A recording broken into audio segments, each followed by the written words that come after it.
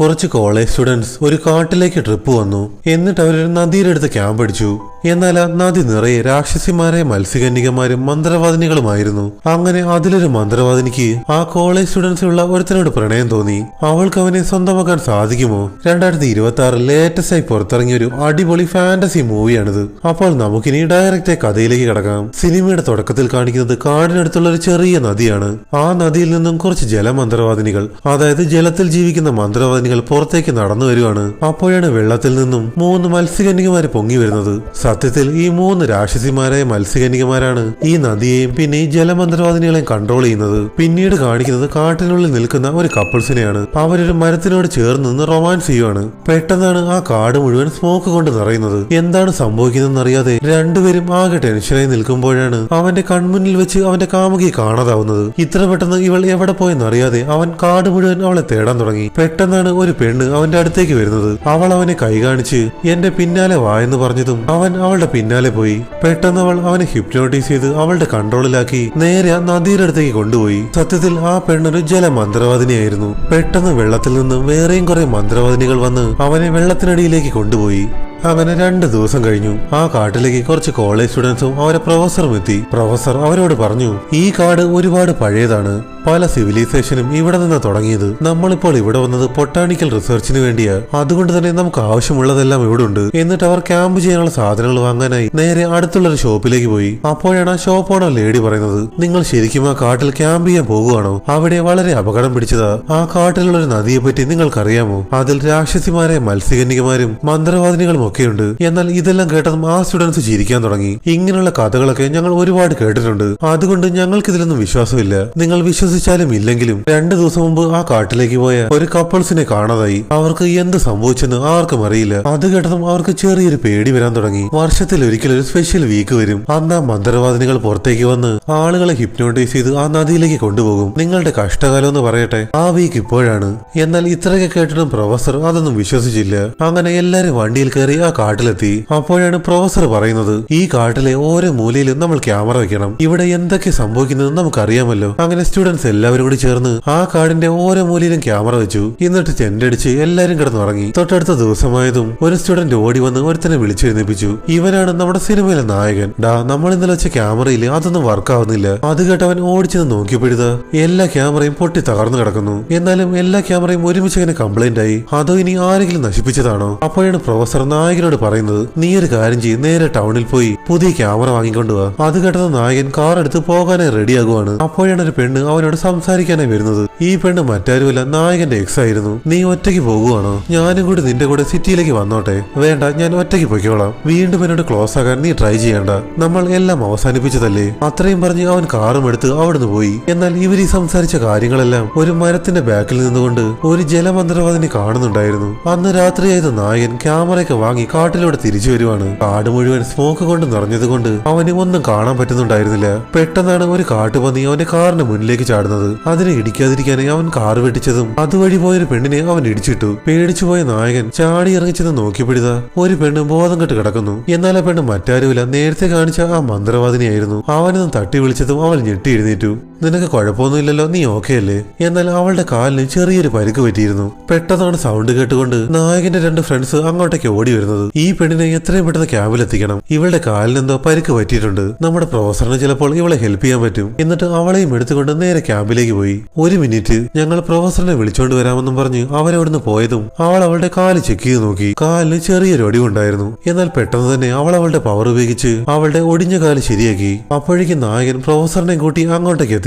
എന്നിട്ട് അവളുടെ കാൽ മരുന്നൊക്കെ വെച്ചു കൊടുത്തിട്ട് ചോദിച്ചു, ആരാ നീ ഈ കാട്ടിൽ എന്തെടുക്കുമായിരുന്നു? എന്നാൽ അവർ എന്തൊക്കെ ചോദിച്ചിട്ടും അവൾ ഒരക്ഷരം പോലും മിണ്ടിയില്ല.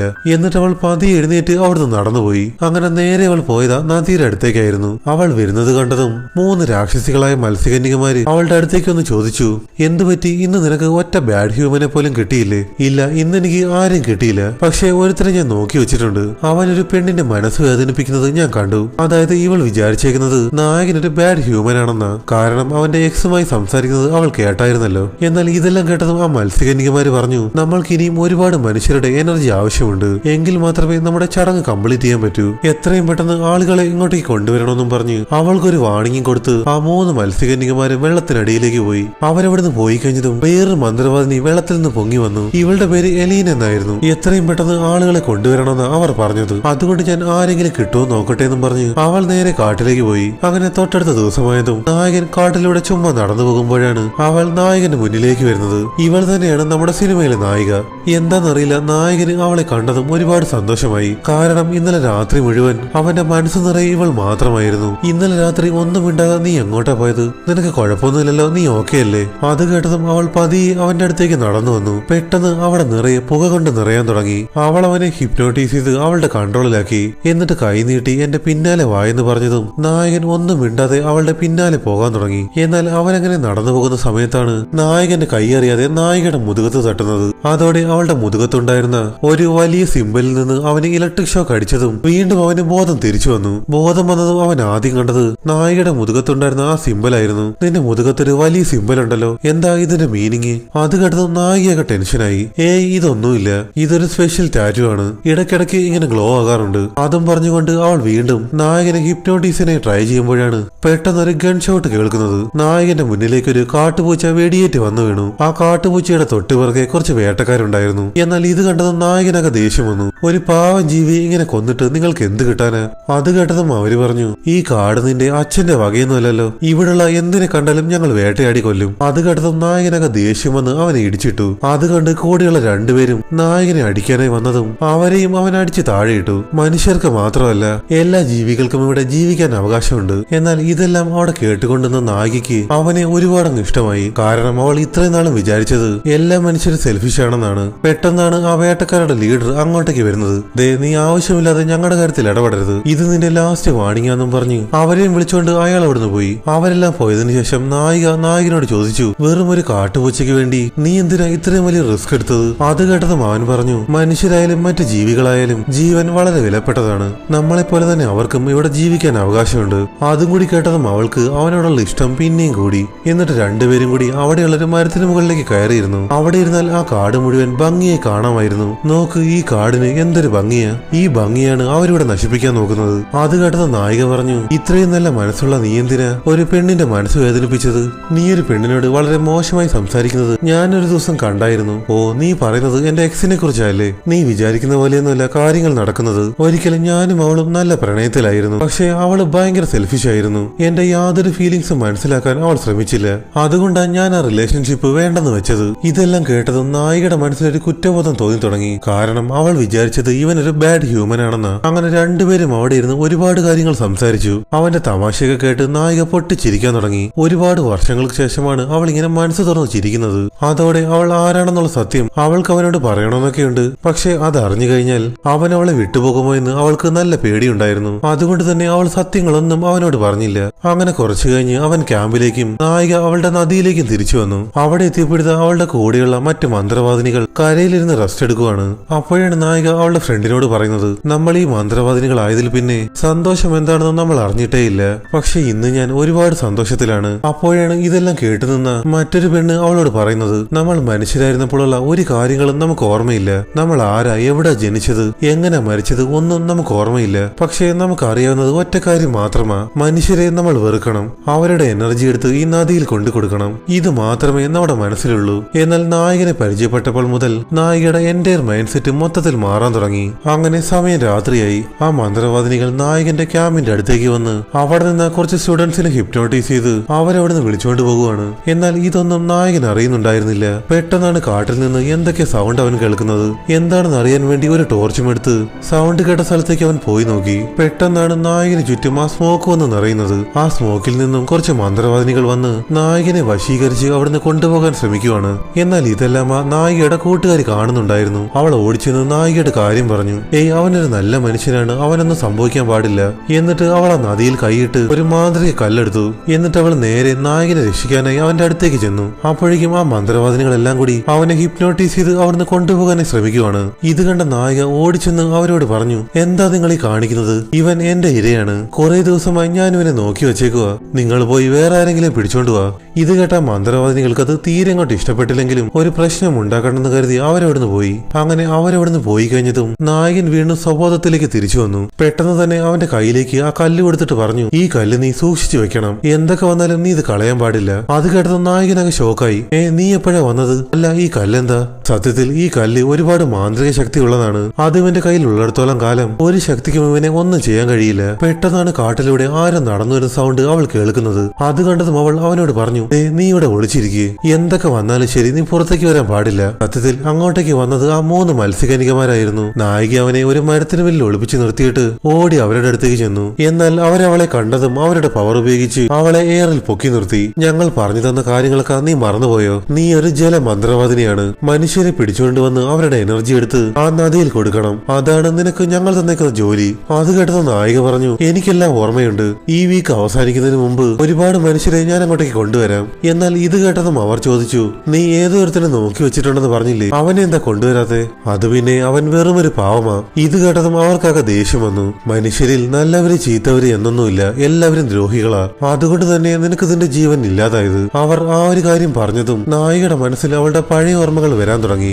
ഞങ്ങൾ പറയുന്നതൊക്കെ അനുസരിക്കുന്നതാ നിനക്ക് നല്ലത്, ഇല്ലെങ്കിൽ നിന്റെ എല്ലാ ഓർമ്മകളും ഞങ്ങൾ മായച്ചു കളയുമെന്നും പറഞ്ഞ് അവൻ അവിടുന്ന് പോയി. എന്നാൽ ഇവിടെ നടന്ന എല്ലാ കാര്യങ്ങളും ആ മരത്തിന് പിന്നിൽ നിന്നുകൊണ്ട് നായകൻ കാണുന്നുണ്ടായിരുന്നു. നായികര് മന്ത്രവാദിയാണെന്ന് അവന് ഇപ്പോഴാണ് മനസ്സിലായത്. പേടിച്ച് ജീവനും കൊണ്ട് അവൻ അവിടുന്ന് ഓടാൻ തുടങ്ങി. ഇത് കണ്ട നായിക അവന്റെ പിന്നാലെ ഓടിച്ചെന്ന് അവനെ കാര്യങ്ങൾ പറഞ്ഞ് മനസ്സിലാക്കാൻ ശ്രമിച്ചെങ്കിലും അതൊന്നും കേൾക്കാൻ നായകൻ തയ്യാറായില്ല. ഏതാണ് സത്യം ഏതാണ് കള്ളം എന്നൊന്നും മനസ്സിലാക്കാൻ പറ്റാത്ത വല്ലാത്തൊരവസ്ഥയിലായിരുന്നു അവൻ. എങ്കിലും നായികയ്ക്ക് അവനെ വിടാൻ ഉദ്ദേശമില്ലായിരുന്നു. എന്തിനാ നീ ഇങ്ങനെ എന്നെ ഫോളോ ചെയ്യുന്നേ? എന്നെ ട്രാപ്പ് ചെയ്ത് കൊല്ലാനായിരുന്നല്ലേ നിന്റെ പ്ലാൻ? എന്തായാലും ഈ കല്ല് എന്റെ കയ്യിലുള്ളത് എന്റെ ഭാഗ്യം, അതുകൊണ്ട് നിനക്ക് എന്നെ ഒന്നും ചെയ്യാൻ കഴിയില്ല. അത് കേട്ടത് നായിക പറഞ്ഞു, ശരിക്കും എനിക്ക് നിന്നെ കൊല്ലാൻ ഉദ്ദേശമുണ്ടായിരുന്നെങ്കിൽ ഈ കല്ല് ഞാൻ നിന്റെ കയ്യിൽ തരൂ. ഒരു തവണയെങ്കിലും ഞാൻ പറയുന്നത് നീ ഒന്ന് കേൾക്ക്, അതിനുശേഷം നിനക്ക് എന്ത് വേണമെങ്കിലും തീരുമാനിക്കാം. അത് കേട്ട നായകൻ കുറച്ചു നേരം സൈലന്റ് ആയി നിന്നിട്ട് അവളോട് പറഞ്ഞു, പറ, എന്താ നിനക്ക് പറയാനുള്ളത്? നീ അവിടെ നിന്ന് കണ്ടതെല്ലാം ശരിയാണ്. ഞാനൊരു ജലമന്ത്രവാദിനിയാണ്. പക്ഷേ ഒരു മന്ത്രവാദിനി ആകുന്നതിന് മുമ്പ് ഞാനൊരു മനുഷ്യനായിരുന്നു. ഞാൻ ആരാ, എന്താ, എങ്ങനെ മരിച്ചത് എന്നുപോലും എനിക്കറിയില്ല. എന്റെ മനസ്സിലുള്ളത് ഒരേ ഒരു കാര്യം മാത്രമാണ്, ബാഡ് ഹ്യൂമൻസിനെ കൂട്ടിക്കൊണ്ടുവന്ന് അവരുടെ എനർജി എടുത്ത് ആ നദിയിൽ കൊണ്ട് കൊടുക്കണം. അത് മാത്രമേ ഞങ്ങൾക്കറിയാവൂ. പക്ഷേ ഇതെല്ലാം നിന്നെ കണ്ടുമുട്ടുന്നത് വരെ മാത്രമായിരുന്നു. നിന്നെ കണ്ടുമുട്ടിയ ആ ഒരു ദിവസം മുതൽ എന്റെ മനസ്സിന് എന്തൊക്കെ ചേഞ്ച് വരാൻ തുടങ്ങി. അതെ, എനിക്ക് നിന്നെ ഒരുപാട് ഇഷ്ടമാണ്. ഇതെല്ലാം കേട്ട നായകൻ കുറച്ചു നേരം ഒന്നും മിണ്ടാതെ നിന്നു. എന്നിട്ട് അവനും തിരിച്ചു പറഞ്ഞു, അതെ, എനിക്കും നിന്നെ ഇഷ്ടമാണ്. എന്നിട്ട് അവൾ അവനെ വിളിച്ചുകൊണ്ട് ആ നദിയുടെ അടുത്തേക്ക് പോയി. എന്നിട്ട് ആ മത്സ്യകന്യകമാരെ കുറിച്ചുള്ള സത്യങ്ങൾ അവനോട് പറയാൻ തുടങ്ങി. നീ കണ്ട ആ 3 രാക്ഷസികളായ മത്സ്യകന്യകമാരില്ലേ, അവര് 3 പേരും ഈ നദിയുടെ ബ്ലാക്ക് മാജിക്കിൽ നിന്നുണ്ടായതാ. അതുകൊണ്ട് തന്നെ അവർക്ക് ഈ നദി വിട്ട് വളരെ ദൂരം പോകാൻ കഴിയില്ല. കാരണം അവരുടെ പവർ സോഴ്സ് തന്നെ ഈ നദിയാണ്. പക്ഷേ ഞങ്ങൾക്ക് ഈ നദി വിട്ട് എത്ര ദൂരേക്ക് വേണമെങ്കിലും പോകാം. അതുകൊണ്ട് ഞങ്ങളാണ് ആൾക്കാരെ ഹിപ്നോട്ടൈസ് ചെയ്ത് ഇങ്ങോട്ടേക്ക് കൊണ്ടുവരുന്നത്. അത് കേട്ടത് നായകൻ ചോദിച്ചു, എന്നാലും നീ എങ്ങനെ ഒരു മന്ത്രവാദിനിയായത്? അത് കേട്ടതും അവൾ പറഞ്ഞു, ഞങ്ങളെല്ലാവരും സാധാരണ മനുഷ്യനായിരുന്നു. പക്ഷെ എപ്പോഴും ഒരിക്കലും ഞാൻ ഈ നദിയിൽ ചാടി ആത്മഹത്യ ചെയ്തു. അതോടെ എന്റെ ആത്മാവ് ഈ നദി വലിച്ചെടുത്തു. എന്നിട്ട് എന്നെ താൽക്കാലികമായി ഒരു മന്ത്രവാദിനിയാക്കി മാറ്റി. ഞാൻ മാത്രമല്ല, ഇവിടെയുള്ള എല്ലാവരും മന്ത്രവാദിനിയായി മാറിയത് അങ്ങനെയാണ്. ഓരോ വർഷവും ഒരു സ്പെഷ്യൽ വീക്ക് വരും. ആ വീക്കിൽ ഞങ്ങളെല്ലാവരും പുറത്തുപോയി ഒരുപാട് ആളുകളെ ഇങ്ങോട്ടേക്ക് പിടിച്ചുകൊണ്ടുവന്ന് അവരുടെ എനർജി ഈ നദിക്ക് കൊടുക്കും. പിന്നെ അടുത്ത വർഷം ഈ വീക്ക് ആവുന്നത് വരെ ഈ എനർജി കൊണ്ടാണ് അവർ സർവൈവ് ചെയ്യുന്നത്. ഈ വർഷത്തെ ആ സ്പെഷ്യൽ വീക്കിന്റെ ലാസ്റ്റ് ദിവസം നാളെയാണ്. അതുകൊണ്ട് ഒരുപാട് പേരുടെ ജീവൻ നാളെ നഷ്ടപ്പെടും. ഇതെല്ലാം കേട്ട് നായകൻ പറഞ്ഞു, അപ്പോൾ നീ എന്തായി പറഞ്ഞു വരുന്നത്? ഞങ്ങളെല്ലാവരും എത്രയും പെട്ടെന്ന് ഇവിടുന്ന് രക്ഷപ്പെട്ടു പോകണമെന്നാണോ? അതെ, അത് തന്നെ. നേരം വെളുക്കുന്നതിന് മുമ്പ് നിങ്ങൾ എല്ലാവരും ഇവിടുന്ന് പോകണം. അത് കേട്ട് നായകൻ ചോദിച്ചു, അപ്പോൾ സത്യം പറഞ്ഞാൽ നിങ്ങൾക്ക് മനുഷ്യരുടെ ജീവൻ ആവശ്യമില്ല. അവർക്ക് വേണ്ടിയാണ് നിങ്ങൾ ഇതൊക്കെ ചെയ്യുന്നതല്ലേ? നിങ്ങൾ മനുഷ്യരായിരുന്നപ്പോഴുള്ള ഓർമ്മകൾ നിങ്ങൾക്ക് തിരിച്ചു കിട്ടിയാൽ നിങ്ങളുടെ നല്ല മനസ്സ് വീണ്ടും തിരിച്ചു കിട്ടും. അങ്ങനെ സംഭവിച്ചു കഴിഞ്ഞാൽ പിന്നെ മത്സ്യകന്യകമാർക്ക് നിങ്ങളെ കൺട്രോൾ ചെയ്യാൻ പറ്റില്ല. ഇതെല്ലാം കേട്ട് നായിക പറഞ്ഞു, അതെ, നീ പറഞ്ഞത് ശരിയാണ്. പക്ഷേ എന്റെ ഓർമ്മകൾ തിരിച്ചു കിട്ടാൻ എന്താ ഒരു വഴി? അത് കേട്ട് നായകൻ പറഞ്ഞു, ഈ കാടിന്റെ അപ്പുറത്തൊരു ചെറിയ ഗ്രാമം ഉണ്ടെന്ന് നീ പറഞ്ഞായിരുന്നല്ലോ. നീ ചിലപ്പോൾ ആ ഗ്രാമത്തിലായിരിക്കും ജീവിച്ചിരുന്നത്. മതി, നമുക്ക് പിന്നീട് സംസാരിക്കാം. അവർ പുറത്തേക്ക് വരാൻ സമയമായി. നീ എത്രയും പെട്ടെന്ന് നിന്റെ ടെന്റിലേക്ക് തിരിച്ചു പോ. അത് കേട്ടത് നായകൻ അവിടുന്ന് തിരിച്ചുപോയി. നായിക തിരിച്ച് ആ നദിയുടെ അടുത്തേക്ക് വന്നു. അപ്പോഴാണ് കുറച്ച് മന്ത്രവാദിനികൾ നായകന്റെ കൂടെയുള്ള സ്റ്റുഡന്റിനെ അങ്ങോട്ടേക്ക് പിടിച്ചുകൊണ്ട് വരുന്നത്. അപ്പോഴാണ് ആ 3 മത്സ്യകന്യകമാർ നായികയോടൊന്ന് പറയുന്നത്, നീ ഇതുവരെ അവനെ പിടിച്ചില്ലല്ലേ? എന്തായാലും നിന്റെ ലോയൽറ്റി പ്രൂവ് ചെയ്യാനുള്ള ഒരു അവസരമാണിത്.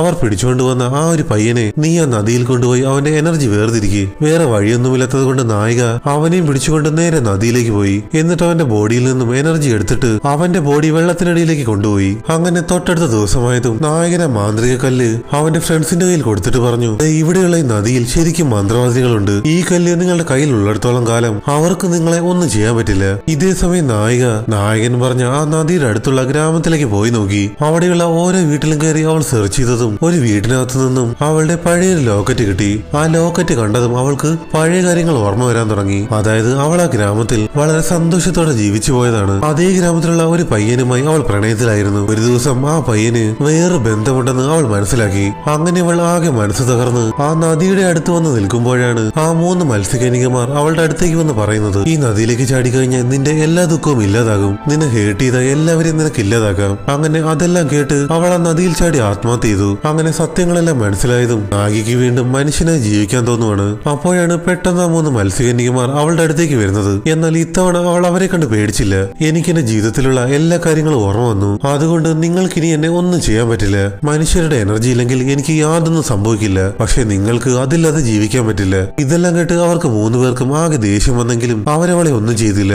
ഇന്ന് രാത്രി ഈ ദിവസം അവസാനിക്കുന്നതിന് മുമ്പ് നായകൻ കൊന്നുകളയാൻ അവർ പ്ലാൻ ചെയ്തു. അതുകൊണ്ട് അതിലൊരു മത്സ്യകന്യക നായികയുടെ രൂപത്തിലായി മാറി നേരെ നായകന്റെ അടുത്തേക്ക് പോയി. എന്നാൽ അവളെ കണ്ടത് നായികയാണെന്ന് കരുതി നായകൻ അവളുടെ അടുത്തേക്ക് ചെന്നു. ഇതേ സമയം മറ്റു 2 മത്സ്യകന്യകമാർ നേരെ ചെന്ന് നായികയോട് പറഞ്ഞു, നിനക്കവനെ അത്രയ്ക്ക് വിശ്വാസമാണല്ലേ? അവനും വെറും ഒരു ചതിയനാണ്. സംശയമുണ്ടെങ്കിൽ നീ പോയി നോക്കിയിട്ട് വാ. അത് കേട്ടത് നായിക ഓടി നായകന്റെ ടെന്റിന്റെ അടുത്തേക്ക് പോയി. അവിടെ എത്തിയപ്പോഴാ നായികയുടെ അതേ രൂപത്തിലുള്ള ആ മത്സ്യകന്യക അവനെ വശീകരിച്ച് അവളുടെ കൺട്രോളിലാക്കി വെച്ചേക്കുവാണ്. എന്നാൽ പുറത്തുനിന്ന് ഇത് കണ്ട നായിക വിചാരിച്ചത് അവനും എല്ലാരെ പോലെ ചതിയനാണെന്നാണ്. മനസ്സ് തകർന്നവൾ കരഞ്ഞുകൊണ്ട് ആ നദിയുടെ അടുത്തേക്ക് ഓടി പോകുവാണ്. എന്നാൽ പോകുന്ന വഴി ആ വേട്ടക്കാർ വഴിയിൽ വെച്ച് അവളെ തടഞ്ഞു. നിന്റെ കൂടെ ഒരുത്തനുണ്ടായിരുന്നല്ലോ, അവനെവിടെ? അവനാ ഞങ്ങളുടെ ആളുകളെയൊക്കെ തല്ലിയത്. അത് കേട്ടത് നായിക അതിലൊരുത്തനെ തള്ളിയിട്ടിട്ട് അവിടുന്ന് ഓടാൻ ശ്രമിച്ചതും അതിലൊരു വേട്ടക്കാരൻ അവളെ ഷൂട്ട് ചെയ്ത് വീഴ്ത്തി. ആകെ മനസ്സ് തകർന്നിരുന്ന അവൾ ഇതും കൂടി ആയതും അവളുടെ ദേഷ്യം ഇരട്ടിയായി. പെട്ടെന്ന് അവൾ അവളുടെ മന്ത്രവാദിനി രൂപത്തിലേക്ക് മാറി അവിടെ ഉണ്ടായിരുന്ന എല്ലാ വേട്ടക്കാരെയും കൊന്നുകളഞ്ഞു. ഇതേ സമയം ആ 3 മത്സ്യകന്യകമാര് നായകന്റെ ഫ്രണ്ടിനെ പിടിച്ചുകൊണ്ടുവനായി വന്നതും അവന്റെ കയ്യിൽ ആ മാന്ത്രിക കല്ലുള്ളത് കൊണ്ട് അവൻ രക്ഷപ്പെട്ടു. നായകനോട് ഈ കാര്യം പറയാനായി അവൻ ഓടി ടെന്റിലേക്ക് വന്നതും അവിടെ അവനെ ആ മന്ത്രവാദി ഹിപ്നോട്ടൈസ് ചെയ്ത് വെച്ചേക്കുമായിരുന്നു.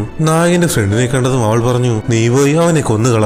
ഇത് കേട്ട നായകൻ അവനെ കൊല്ലാനായി വന്നതും അവൻ ആ മാന്ത്രിക കല്ല് എടുത്ത് കാണിച്ചു. അതോടെ നായകൻ വീണ്ടും സ്വബോധത്തിലേക്ക് തിരിച്ചു വന്നു. എന്നാൽ ഇതേ സമയം ഇവിടെ നായികയോട് ആ 3 മത്സ്യകന്യകമാർ വന്ന് പറഞ്ഞു, കണ്ടില്ലേ, അവനും എല്ലാ മനുഷ്യരെ പോലെ ചതിയനാണ്. ജീവിതകാലം മുഴുവൻ അവൻ നിന്നെ ഓർത്ത് കരയണം. അതുകൊണ്ട് നിന്റെ ഈ മന്ത്രവാദി ശരീരം നീ ഈ നദിക്ക് കൊടുക്കണം. എന്നാൽ ഇതെല്ലാം കേട്ട് ആകെ തകർന്നിരുന്ന നായിക അവർ പറഞ്ഞതിന് സമ്മതിച്ചു. അങ്ങനെ 3 മത്സ്യകന്യകമാരും കൂടി അവളുടെ മന്ത്രവാദി ശരീരം ഇല്ലാതാക്കാനായി എന്തൊക്കെ ചടങ്ങ് ചെയ്ത് അവളെ വെള്ളത്തിനടിയിലേക്ക് കൊണ്ടുപോകുവാണ്. അതുമാത്രമല്ല ഇന്ന് തന്നെയായിരുന്നു അവരുടെ സ്പെഷ്യൽ വീക്കിന്റെ അവസാന ദിവസം. അതുകൊണ്ട് തന്നെ എല്ലാ മന്ത്രവാദിനികളും കരയിലേക്ക് വന്ന് അവരുടെ പവർ ഉപയോഗിച്ച് ആ ടെന്റിലുള്ള എല്ലാ ആളുകളും ഹിപ്നോട്ടൈസ് ചെയ്ത് നദിയിലേക്ക് കൊണ്ടുവന്നു. എന്നാൽ നായകന്റെ കയ്യിലെ മാന്ത്രിക കല്ലുള്ളത് കൊണ്ട് അവർക്കാർക്കും അവനെ ഹിപ്നോട്ടൈസ് ചെയ്യാൻ പറ്റിയില്ല. അതുകൊണ്ട് അവൻ നേരെ വന്ന് ആ മത്സ്യകന്യകമാരോട് നായിക എവിടെന്ന് ചോദിച്ചു. ഞങ്ങൾ ചെറിയൊരു ട്രിക്ക് ഉപയോഗിച്ച് നീ ഒരു ചതിയനാണെന്ന് അവൾക്ക് കാണിച്ചു കൊടുത്തു. അതുകൊണ്ട് തന്നെ അവളുടെ സങ്കടം മാറ്റാനായി അവളുടെ ആ മന്ത്രവാദി ശരീരം അവളുടെ സമ്മതത്തോടുകൂടി ഞങ്ങൾ ഈ നദിക്ക് സമർപ്പിക്കാൻ പോകുക.